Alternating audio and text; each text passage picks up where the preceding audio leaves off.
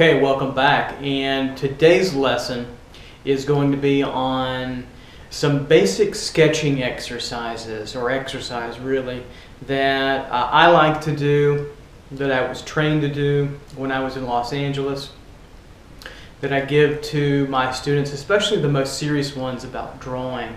And it's a very basic practice. It builds on skills you've been acquiring in perspective 1, 2, and 3-point, and also basic forms. So this is going to be what I'll just call basic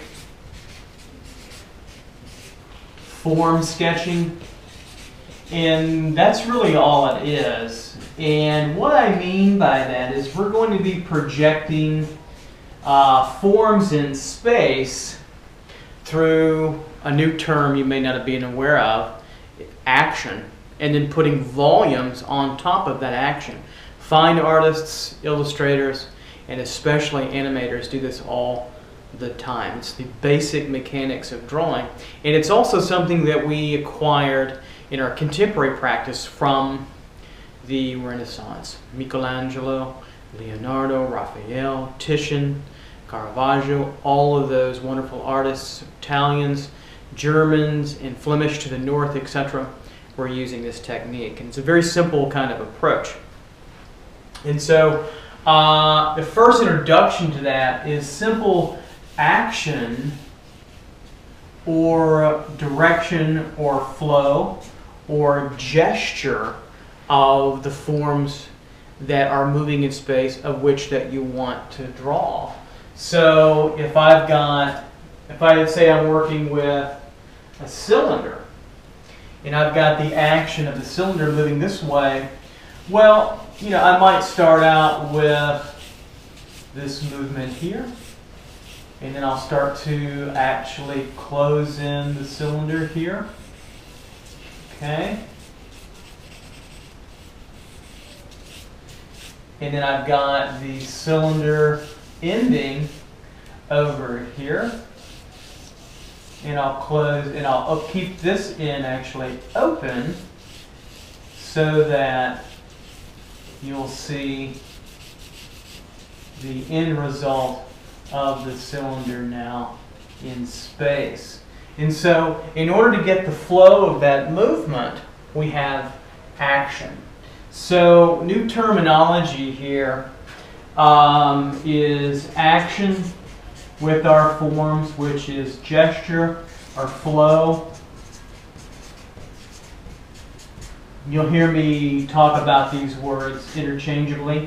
And then secondarily is volume. And that's what volume or 3D solid that you want to use for your drawing. This works for anything you want to draw, whether it's human figures, whether it's trees, tree trunks, buildings, you name it, etc. You're going to be using a projection or a concept in your mind that is three-dimensional. And so those forms that we're dealing with could be cylindrical in this case, or they could be more box-like in this case. So now, taking everything that we've learned already in perspective, then we have our form, our box form moving like this. So we kind of have a curved 2-point box in space. I'll throw a little value on it just to show you a side plane. And there you go. So today I'm drawing with charcoal pencil and a green marker just to distinguish the difference. And then I can throw a little chalk on these like I've been doing just to show you a little light on the form to give you a little better sense of the three-dimensional as well. Put a little shadow here, a little coarse shadow, and a little bit of reflected light into there. Okay, so we have those two forms. What I like to do when I'm doing this or showing students this is to You know, this can be in your sketchbook. It can be in a big newsprint pad, 18 by 24. It can be in any material you want. Pen, pit pen on sketchbook paper, graphite on paper, any size that you want. This is convenient size to show you guys, but I might opt for something smaller if I want. Ballpoint pen on paper is fine. So what I'm going to be doing is showing you some action lines. I'll flow this way, and up around, and over, and I'll put little arrows so you can kind of see maybe the major direction of the push or the action. Through here, and I'll come around and over and up through, and maybe down, thrusting. And you'll probably hopefully still get the camera, and then maybe up a little bit, and then maybe we'll curve over. How about that? And then back around, and then down, and then maybe through this way. Okay, well, what does all that mean? Well, it means a lot, actually. It means quite a bit. In your thinking, in your mind, you've got to be able to visualize, number one, if you're going to draw well. If you're going to draw anything well, you've got to be able to identify its abstract flow, the feeling of its movement, rather than outlining or copying its movement. So if it's a tree in flux in the wind, or a hurricane, or whether it's a figure running or rushing, being chased by evildoers in a tense moment, there's going to be lots of flow and action. Even if a figure's sitting down and very static, it still has a human rhythmic feel because our bones, our muscles have that torque and tension to them. All right, so you always got to get some coffee in, get pepped up. Okay, so let's continue on here. And I'm going to be using cylinders, box forms, spheres. Yep. Right in through here, I'll thrust some shadow on it. So you see that, a little bit of light or shadow there. Maybe a little bit of light here, so you see that. We can use today the cone as another form to use. That comes in handy in drawing and manipulating. The egg form, which is a slight variation of the sphere over here. So it's more like an egg, kind of oblong or oval shaped, like so. And then anything else in between that you can think of, and you will, because there's so many different little variations of these forms that you'll see that can then pop up. I think what I'll do is I'll draw in red, then I'll go back over in charcoal, maybe darken it up a little bit. So we're going to start flow, and all these volumes and solids are going to interact together. So I'm thinking about when I'm drawing each little flow and position of the direction of a form. So I might start out, let's start out with a blockier form. Draw along with me so you can feel what I'm doing in terms of a very tactile sense. And so I've got a nice 2-point box moving in that direction, and I might start off next with maybe a cylinder that's going to move in this direction. So maybe I'll open up this end. And if I open up one end, I'll go ahead and close up the other end here, like so. Unless I'm drawing like bent noodles, and sometimes you see both ends close up or open up, or close up too. They could be curved the other way. So I've got a flow and direction this way. Maybe I'll start back over here with an egg form, and maybe the pointed end of the egg is going to be moving. Here's kind of the big rear end of the egg form here, and then the pointy end, I'll go back into my flow and direction, kind of this way, and through here. So here's kind of this central horizontal axis going back, and then another vertical sort of axis this way. So you can kind of see it like so. But we're just drawing forms, intuitively sketching them in perspective and direction. So this next one might be another box form, like so. So here's my center, and so I want to thrust it. Notice I'm drawing it now on a little bit of a curve. So later on, when you draw human figures, you draw fingers or torsos or legs, and you conceive of them as cubic, you don't necessarily want to stay into a very stiff, kind of box-like position. That might be a little too stiff. So you can begin to give it a little bit of a curvature or angle to it. Your audience will buy it, and you'll buy it. Meaning you'll understand it, so that later on you can make it into a thigh or an arm or the ear, side of a face, whatever it is that you want to do. All right, so now we're going to draw another cylinder, but I'm going to conceive of it a little overlapped by the box. So it's going to be more extremely foreshortened and a little overlap. Now, as I'm drawing, notice how I draw inside a little bit. I can sketch inside there a little lighter, even though I'm drawing with a marker. And so our flow is this way where our arrow is. And so that helps me with my action to get my volume to recede from my eye this way.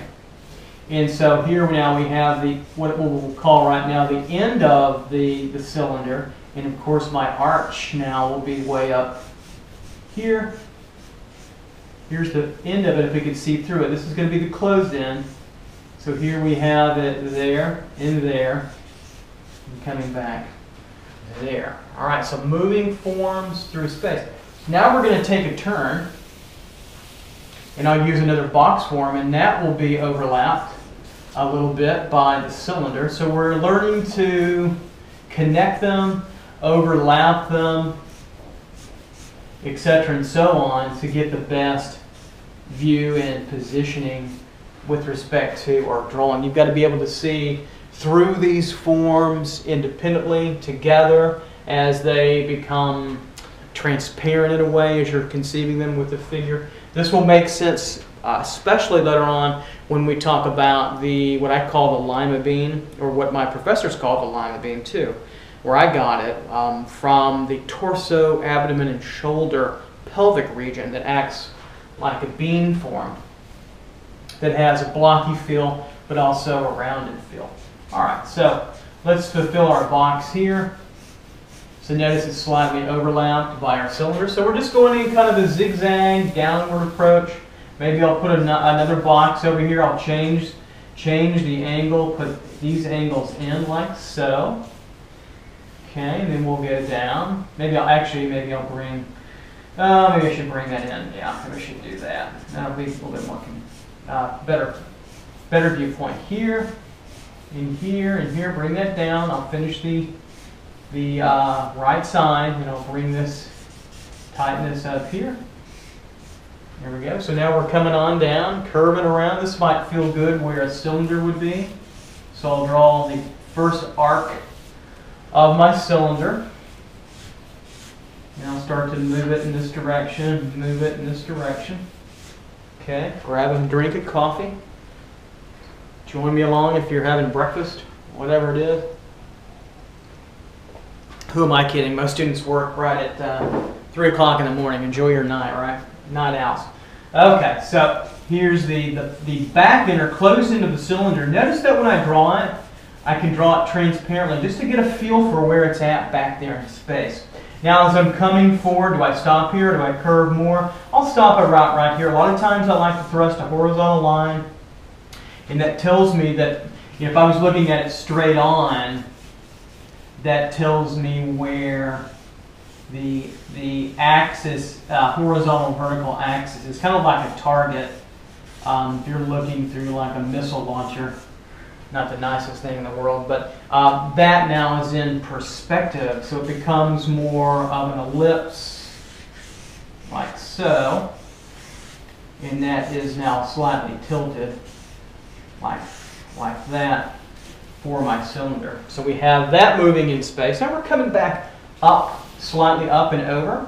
So let's now conceive of another egg form, a big one, so we get some overlap. So a lot of times when I draw the egg forms, I'll draw sort of the oval or circular form first, and then coming out of that is sort of the pointy end, like so.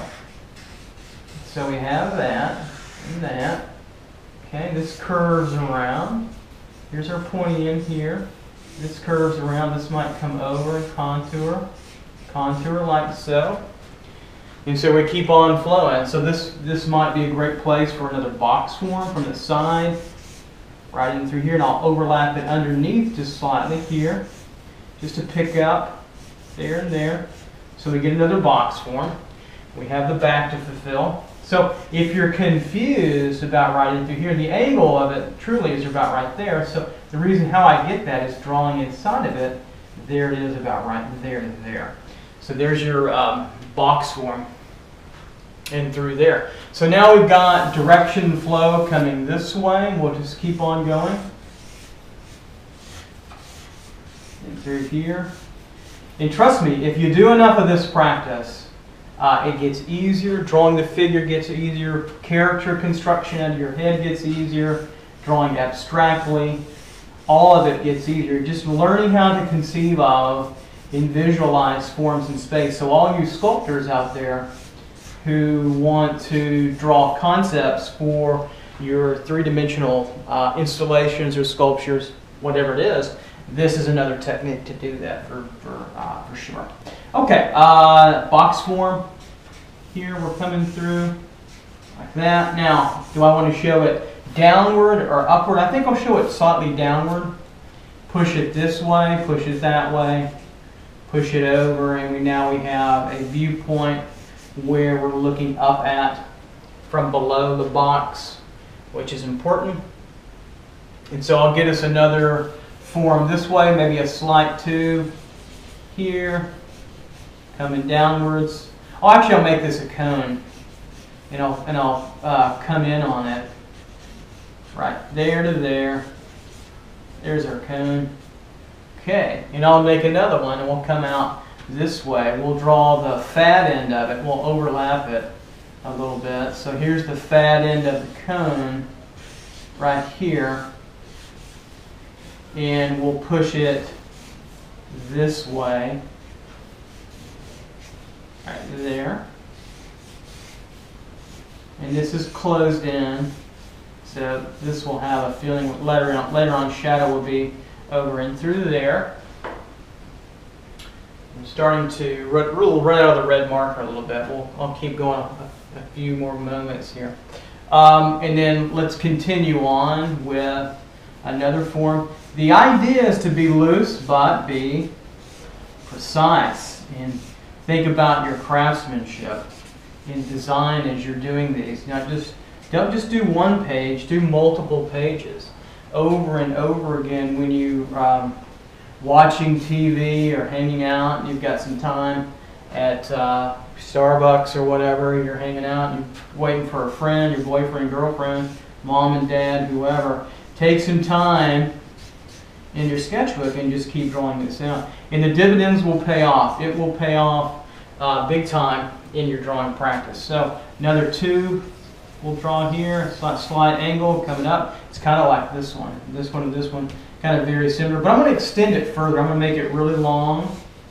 And I'm just using my action to guide me, to tell me what flow and what movement that I want. This could be a large sort of industrial pipe, architectural component, or some kind of structural component.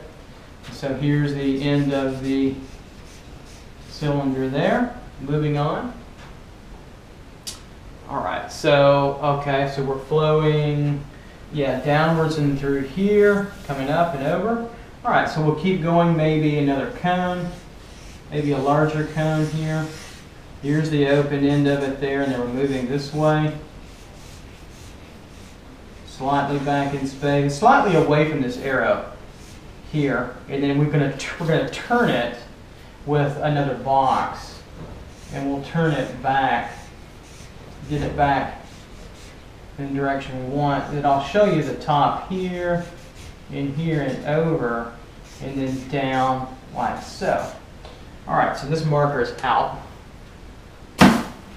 So I'll use maybe this brown will show up. Okay, so we're moving on. So I've got this flow up and through here, and I kind of have a flow over where it's kind of coming up and over. So this is going to come up here. We may draw another, I'll draw another box maybe starting here, like so. And we see a little bit of this bottom. And then the next box comes up. Here's the side, like so. We'll see maybe slightly inside where it overlaps a little bit. So we'll see that. And then we've kind of got to go up and around and over. So we'll do some hiding. So this will be a slight cylinder in through here, but it'll be behind the red forms and slightly hidden. So it's like a sausage shape back in through here. Then it gets overlapped by the red. And now we have to come back over and through here. So I'll draw another cylinder form just to be a little bit easier. So it starts here. Here's the flow that it's going through. This can get complicated, but actually pretty easy if you just keep in mind your flow.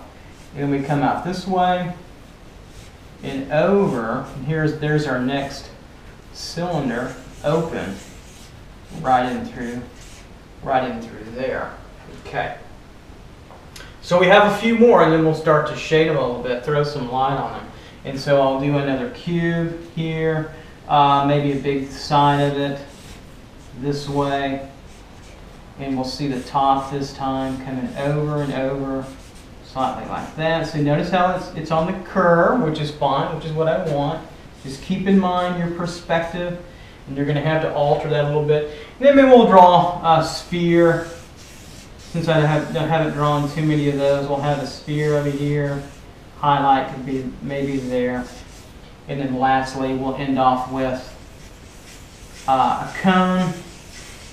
Here's the open end, and here's the pointy end going back away from us a little bit, right in through there. Okay, so now next step is to have a drink of coffee. All right, but the real next step is to draw with some more charcoal. Let me see if I have a charcoal stick over here. No. Okay. So I'll use my pencil and some white charcoal. So let's see, where can we conceive of the light source? Let's conceive of the light source this time as over here, high and to the right.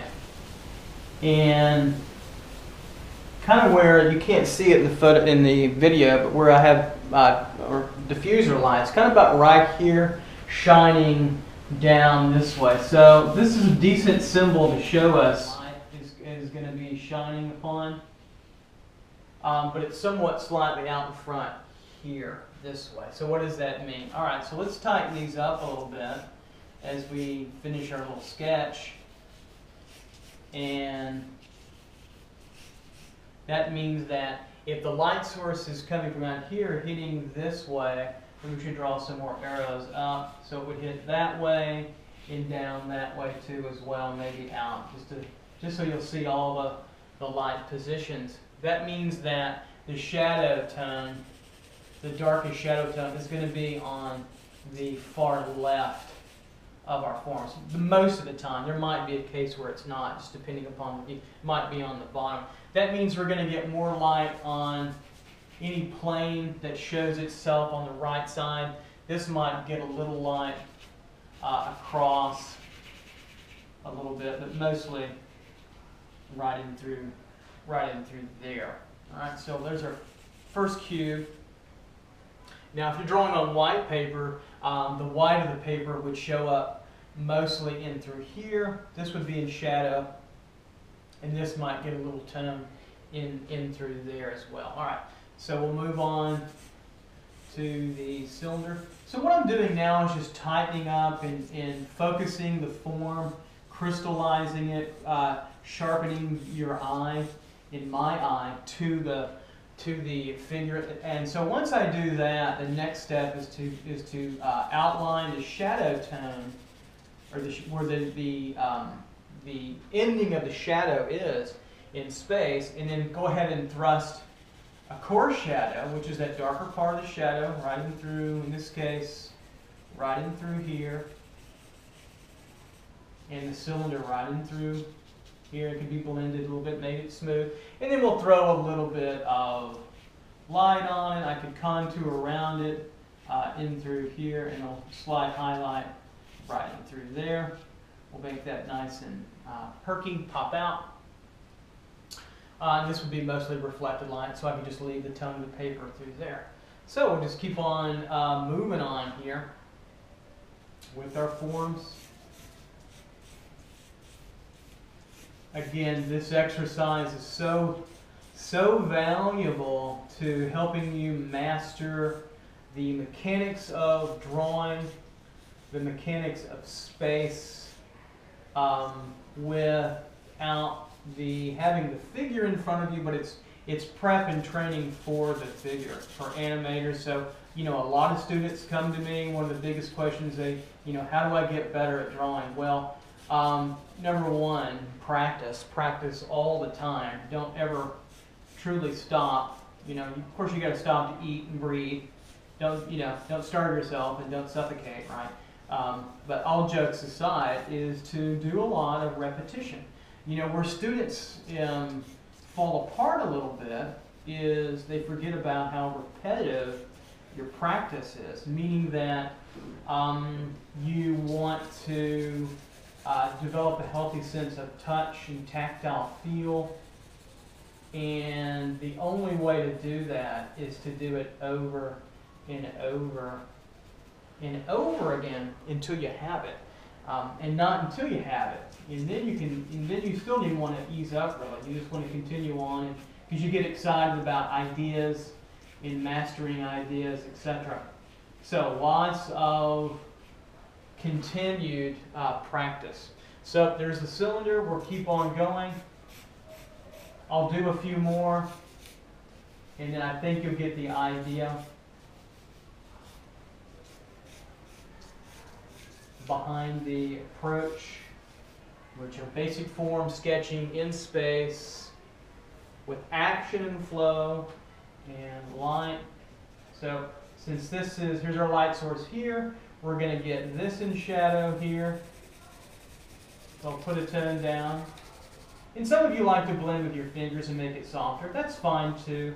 I like to leave texture and some blending, even in my quick sketching. But we'll talk about how to blend and do all that good stuff later on. This might receive.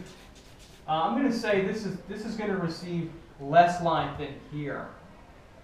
So I'm going to put more light across the top of this box, and a little bit more intensely so in the front end towards the middle, and then fade it a little bit, let the light fade off. A few lines to maybe sharpen up the edge. And this might have just a little light. So you're always wanting, with box forms, especially what I call 1, 2, 3-step shading.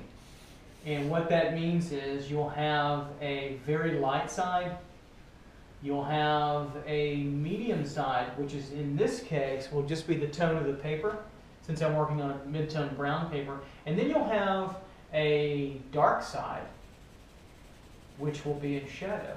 And so try that anytime. Take a box, throw one single light source on it, and step back from it. A white box especially, and you'll notice now they may be more subtle than what I'm drawing, but you'll see a light side, a medium side, and a darker side always. Now if you have multiple boxes, here's another technique to learn. When you have same plane, just say different object but same plane, it will receive the same value. So this, I'm conceiving of this plane, of the light plane, the cylinder here, the box, the cylinder, and this plane of this box to be on the same relative plane, and so they catch most of the light. The ones that are in shadow are the planes in number 3, and they receive the least amount of light. So later on, when you have multiple objects in space, you can formulate them easily in terms of lighting them by knowing which plane that they're on, and light them very easily. So For instance, let's be logical about it. Light source this way.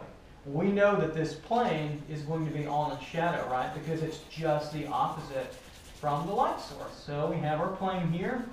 Maybe we'll smooth it out just a little bit, darken it, put a little coarse shadow in the corner. Let it fade. I'm going to say that the top plane, it almost feels tilted, so maybe none of it is completely light, but I'm still going to make this my lightest plane anyhow. So that's number 1. And of course, this will be number 2. It will receive some light, but it will never be as bright or as hot in light as this plane. 1, 2, 3-step shading. So we're catching that lesson as well, which is a good thing. So we'll continue to tighten up. I think I'll go ahead and do all of it on film or on video, so you'll see it and we'll talk through it. If you want to keep on going faster, go for it. But if you want to keep drawing with me so you can see it, so I'll do these in clusters a little bit so we can see them kind of come up together a little bit here. So here's drawing some of the structure of the egg form here, and here to the cylinder. There we go. So that means that's going to be on a shadow plane here. Now we'll get pushed a little bit, smooth that out. Probably should have had a charcoal stick, but that's okay. You get the idea. Pencil's just as good. I'm using extra soft charcoal pencil. So I'm going to conceive of this being the darkest plane of my cylinder in here. Right in through here, I kind of punch the edge with a little dark, and then I fade it into the reflected light in through here. And then now light will cascade onto the cylinder. The highlight could be right in through here.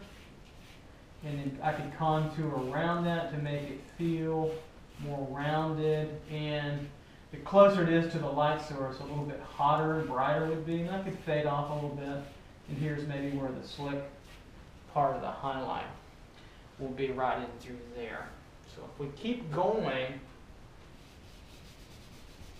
right in through there will be, there's my other pencil, there it is. Alright, so right in through here would be more of the shadow tone. Here's the coarse shadow right in through there. And then light would come up about right here on the top, flowing across the egg form like so, and then downward, and the highlight could be, I'll conceive of it about right here. Maybe it slides down a little bit. Not as bright there. Maybe a little bit more light coming through. And see, notice how a lot of times in between the very light 1 and 3, I'll leave paper or the brown tone in between to give it that sense of intermediate value, which is important. Now later on, you can mix them. You can mix the dark here with the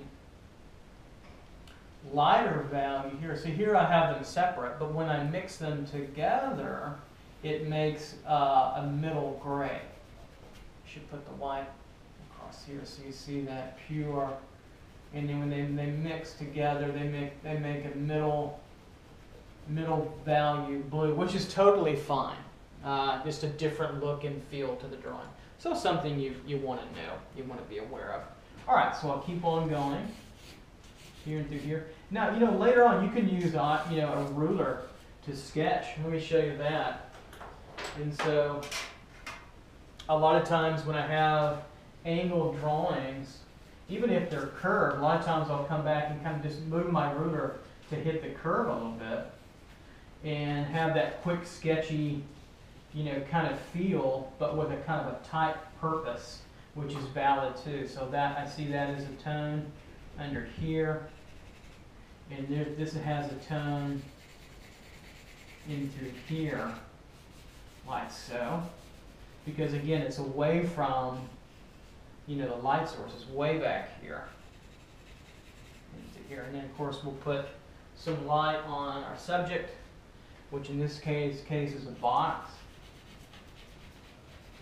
Here, put a little light there, maybe a little extra highlight glistening across.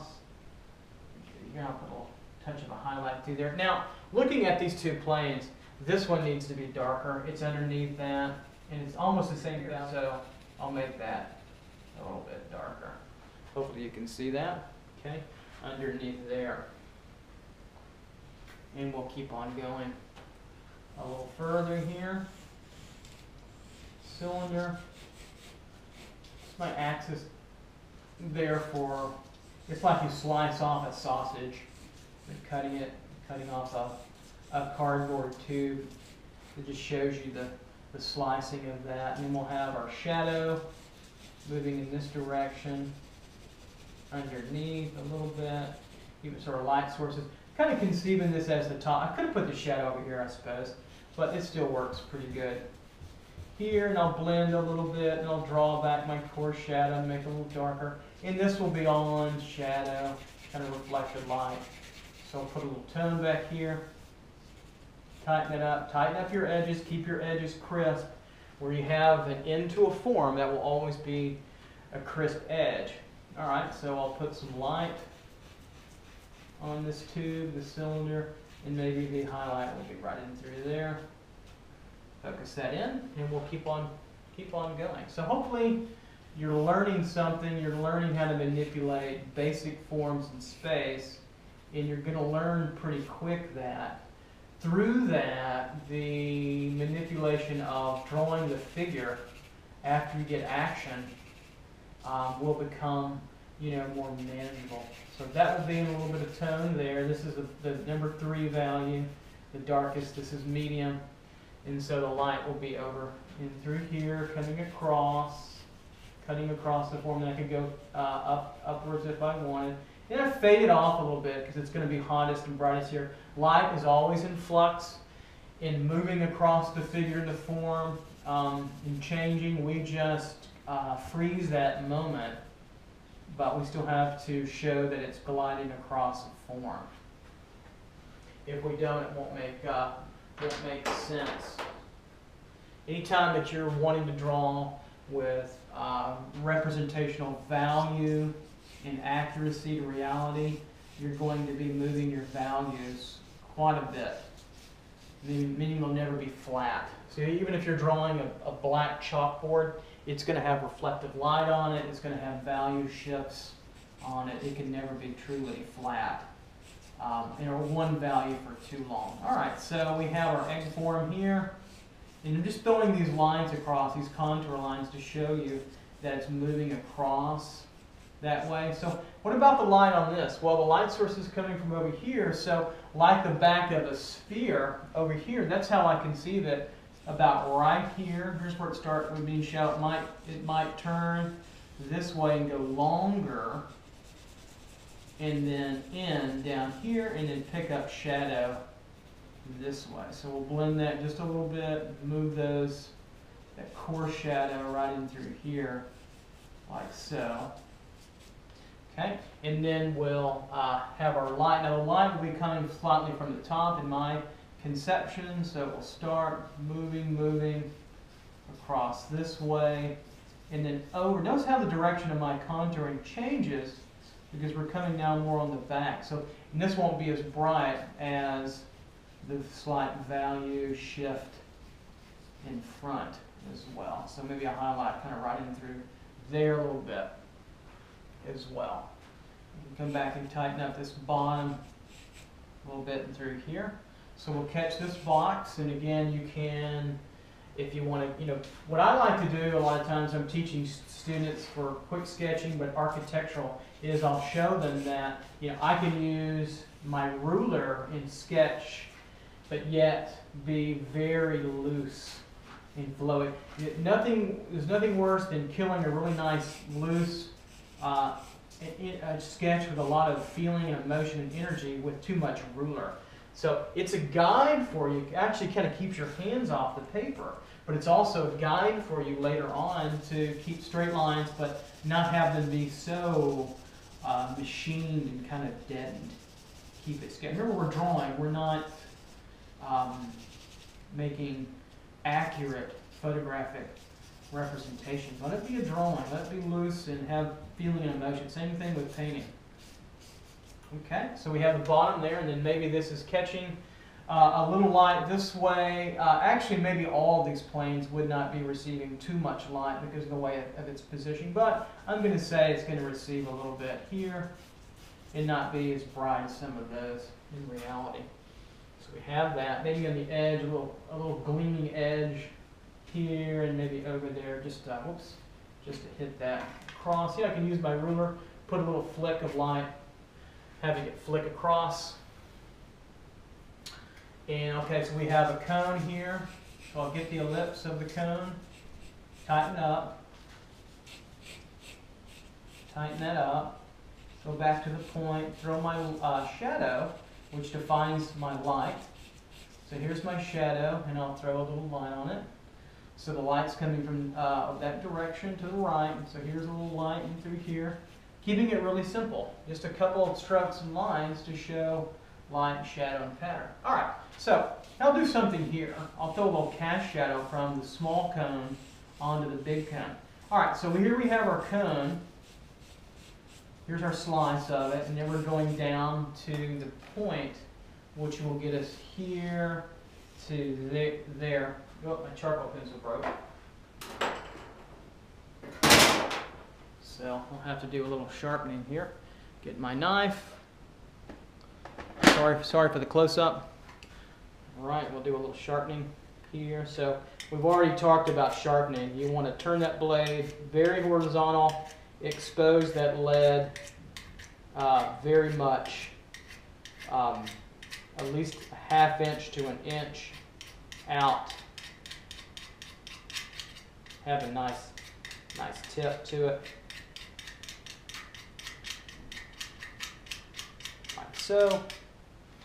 Like so, right? You remember that, guys? And then, of course, sharpen it as well. Okay, so moving on to back to our cone demonstration. So I've got my sharp lines in through here. So now shadow, let's first get the form shadow of the cone here, right in through here. So here's where the form shadow should sit, and I could contour the line there, that about right in through there is where the core shadow will be. Now, this will be mostly reflected light in through here, or it could catch light. Actually, maybe it should catch light, but since it's kind of open, let's do that. Let's still put a cast shadow from this object. So if the light source is coming through here, I'm going to imagine the cast shadow from this rounded form on this other round form to do kind of something like this.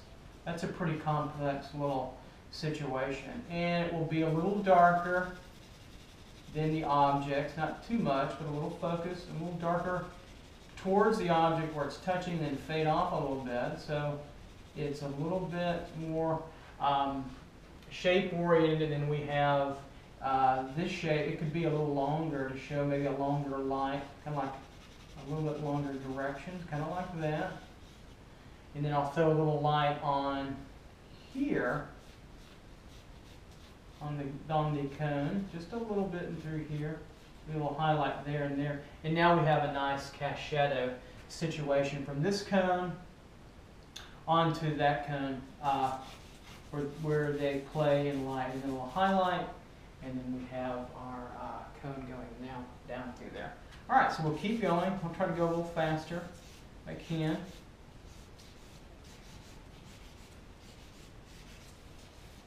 Graphic designers, it's a great thing for you, skill for you guys to have is quick sketching, idea sketching on the fly, to be able to come up with a great idea. Drawing is so important for that. I'll always be promoting drawing for every discipline to utilize in whatever way, shape, or form that's relevant to your practice. Whether you're, let's say if you're a ceramic artist and you're making beautiful pots and bowls on the wheel, and you have great ideas, you want to sketch them out before you get to the actual 3D making, this is a great practice to have. All right, so we have cylinder here, our long one coming through, coming down, so this will all be in shadow here. And then I'll conceive of this shadow down at the bottom, all the way across. So, again, I get the shape of the shadow first, and kind of a line, and then I go back and quickly soften that line with tone, and then you can take your finger, if you want, or a chamois, or a stump, a tortillon, I think that's how you pronounce it, and soften that up a little bit. And then we can put light on it. So I'll contour some light across this. So it flows across the tube, like so. And notice I'm thinking about this shape as I get closer to the end, even more curve around. And if I was going in dark underneath, this is how it would feel contouring in shadow. So the same kind of thing underneath that. All right, so I may throw a little highlight on top here, and it fades a little bit. So it gets a little lighter, then it fades off to the tone of the paper, etc. and so on. Okay? All right. Well, I think that's it. I think you've got the idea. Basic form sketching in space using action to set the flow, to set the movement. Then on top of that comes volume, which is your three-dimensionality, your three-dimensional solids, and then simple rudiments of how to light them. You do this over and over, you get really good at it, you apply it to the figure, and you get really good at the figure. Then after that comes anatomy and mastery and fame and fortune. Right? Right. Okay. If you have any questions or concerns, you're not sure, if it's a little too difficult, let me know. Tell me, email me. You'll see me in class too, those of you that have me in class. But it's a great technique. It's one that's worth keeping your own sketchbook for. I know that sounds odd, but buy a nice sketchbook or buy a cheap one. Any size you want, maybe 9 by 12 or slightly smaller, 6 by 6. And drawing ballpoint pen all day, every day, an hour, 30 minutes, 8 hours, whatever it takes, you'll get better fast. Okay? Have fun with it, and I'll see you next time. Take care. Bye-bye.